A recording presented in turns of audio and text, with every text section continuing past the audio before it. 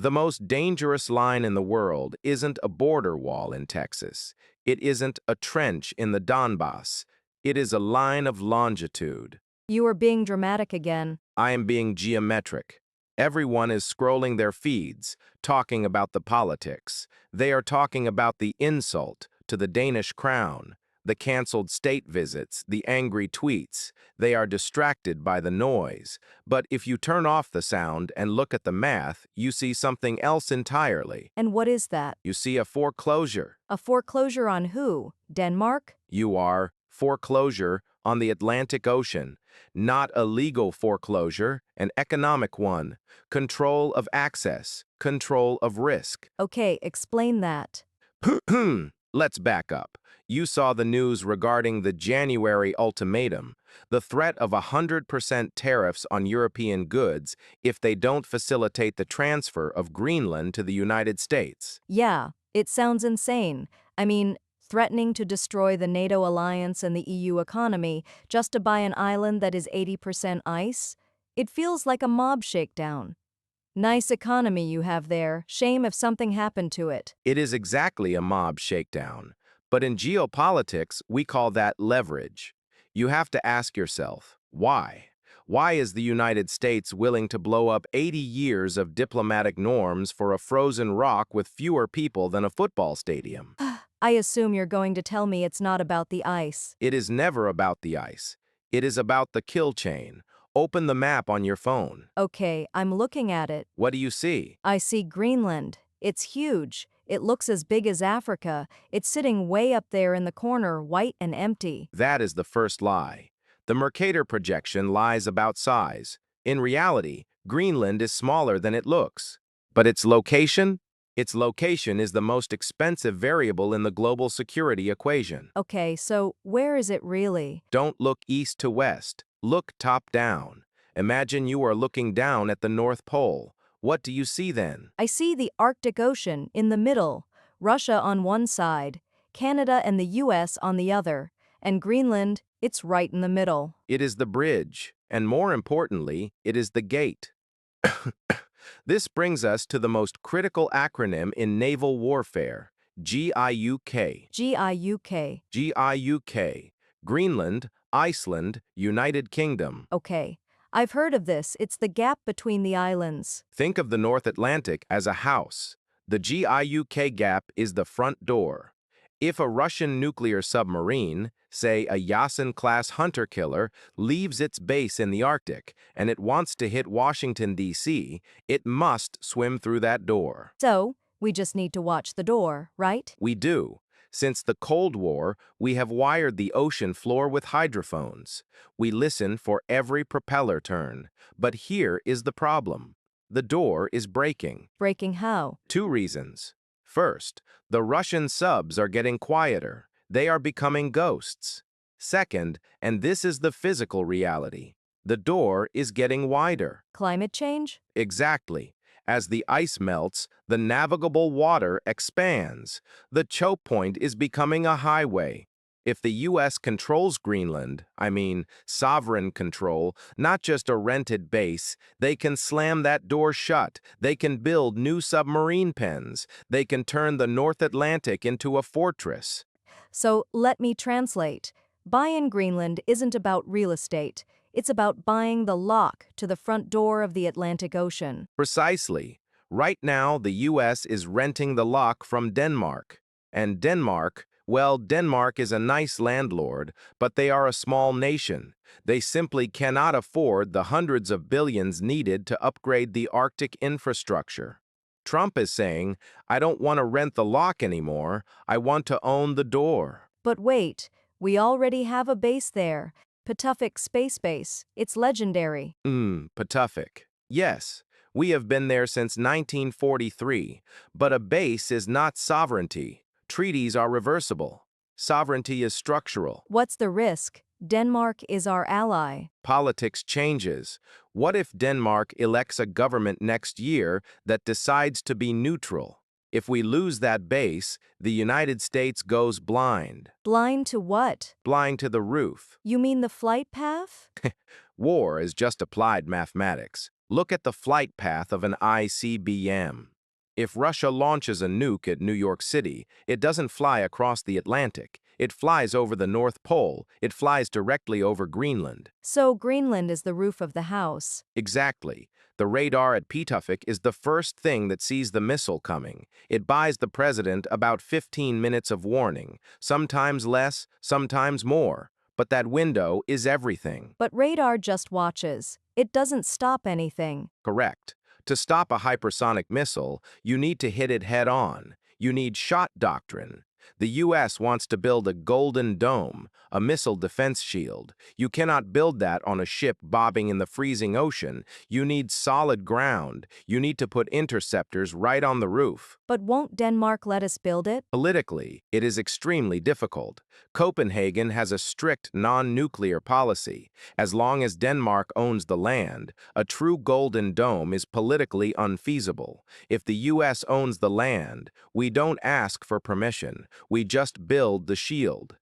So, recap. We need to buy the lock for the front door and we need to buy the roof to build a shield. Correct. It sounds logical, but it's also terrifying. It is. But nature abhors a vacuum. If the U.S. doesn't fortify it, someone else will. Who? China?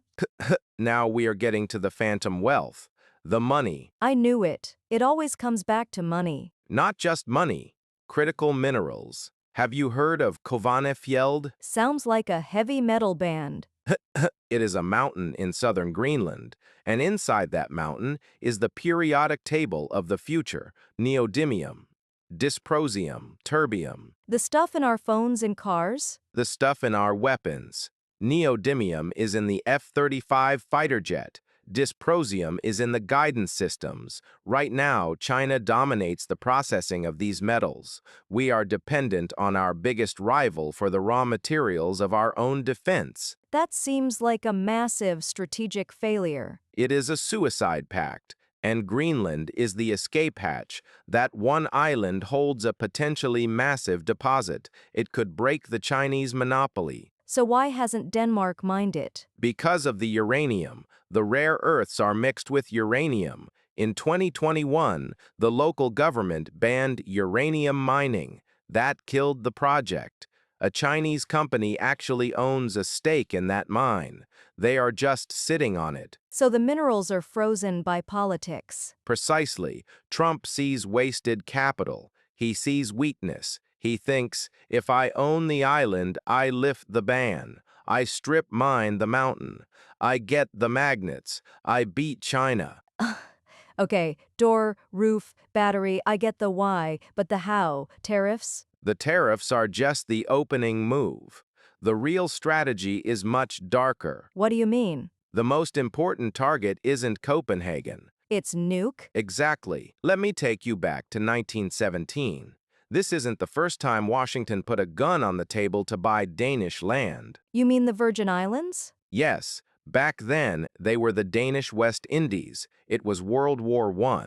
The U.S. was terrified Germany would seize them. So, the Secretary of State walked into a meeting with the Danish minister. And said what? He said, "We want to buy these islands, but if you don't sell them, we might have to invade and take them ourselves." Wow. He threatened a neutral country? He put a gun on the table and a checkbook next to it. He said, "We prefer to pay, but we will have the islands." Denmark sold them 3 months later. So Trump is running the 1917 playbook? It is the exact same algorithm. He is telling Denmark, Russia and China are threats. We cannot allow a vacuum in the Arctic. We will secure Greenland. We prefer to pay, but if you refuse, we will make the cost unbearable. The tariffs are the modern gun. Exactly. But the real genius, or the real darkness, is the direct dividend. You mean the checks to the people? Yes, life in Greenland is hard. Prices are high. Suicide is a major public health crisis. They rely on Danish subsidies just to keep the lights on. But they also crave independence. And Trump is weaponizing that? He is bypassing the landlord and offering a bribe directly to the tenants. Here is $50,000 cash for every family every year. Here is no federal tax. Here is a U.S. passport.